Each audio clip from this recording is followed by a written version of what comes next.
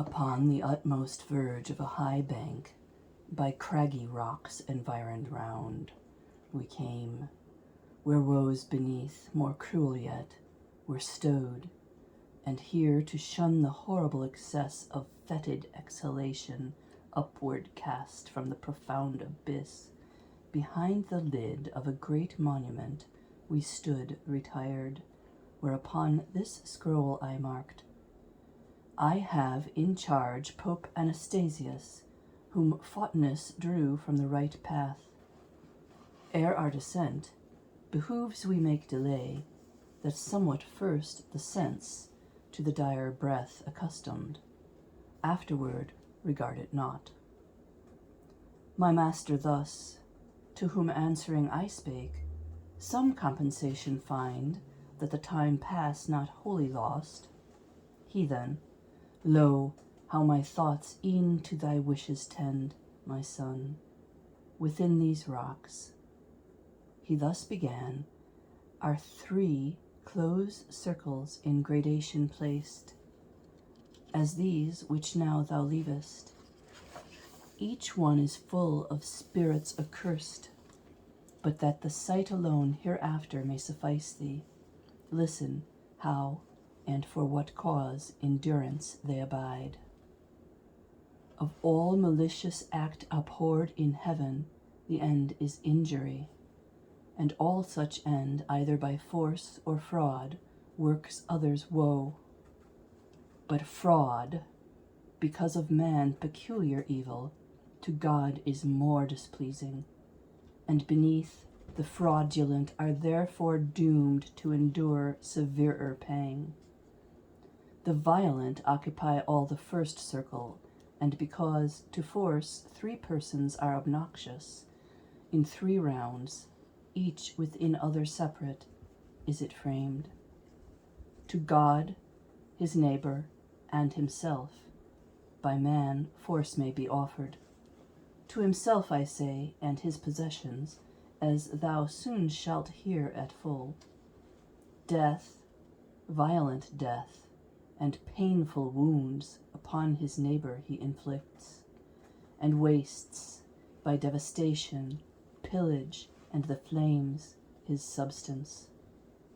Slayers, and each one that smites in malice, plunderers, and all robbers, hence the torment undergo of the first round, in different herds.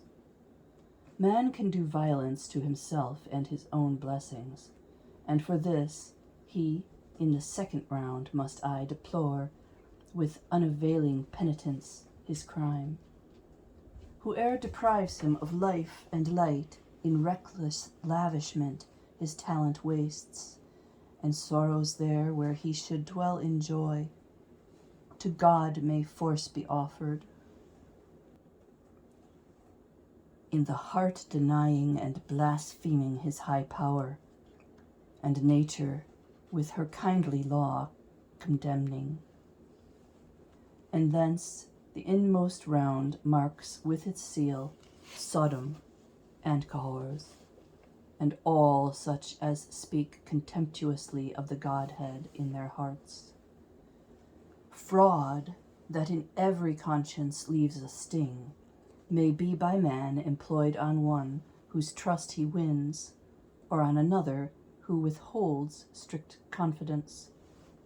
Seems as the latter way broke but the bond of love which nature makes, whence in the second circle have their nest dissimulation, witchcraft, flatteries, theft, falsehood, simony, all who seduce to lust or set their honesty at pawn with such vile scum as these. The other way forgets both nature's general love and that which thereto added afterward gives birth to special faith. Whence in the lesser circle, point of the universe, dread seat of Dis, the traitor is eternally consumed. I thus, instructor, clearly thy discourse proceeds, distinguishing the hideous chasm and its inhabitants with skill exact, But tell me this, they of the dull, fat pool, whom the rain beats, or whom the tempest drives, or who with tongues so fierce conflicting meet, wherefore within the city fire illumed are not these punished, if God's wrath be on them? And if it be not, wherefore in such guise are they condemned? He answer thus returned, wherefore in dotage wanders thus the mind, not so accustomed, or what other thoughts possess it? Dwell not in thy memory of words, wherein thy ethic page describes 3 dispositions averse to hell's will. Incontinence, malice, and mad brutishness. And how incontinence the least offends God, and least guilt incurs.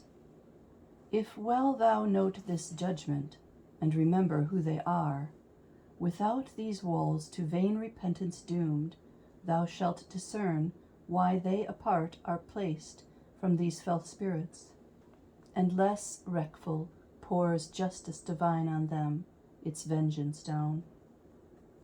O Son, who healest all imperfect sight, thou so contentest me, when thou solvest my doubt, that ignorance not less than knowledge charms, yet somewhat turn thee back. I in these words continued, where thou saidst that usury offends celestial goodness, and this knot perplexed unravelled, he thus made reply, philosophy, to an attentive ear, clearly points out, not in one part alone, how imitative nature takes her course from the celestial mind, and from its art, and where her laws, the scaggeret unfolds, not many leaves scanned o'er, observing well thou shalt discover that your art on her obsequious follows, as the learner trends in his instructor's step, so that your art deserves the name of second in descent from God. These 2, if thou recall to mind creation's holy book, from the beginning were the right source of life and excellence to humankind. But in another path the usurer walks, and nature in herself and in her follower thus he sets at naught, placing elsewhere his hope. But follow now my steps on forward journey bent. Now the Pisces play with undulating glance along the horizon, and the wane lies all o'er the northwest, and onward there a space is our steep passage down the rocky height.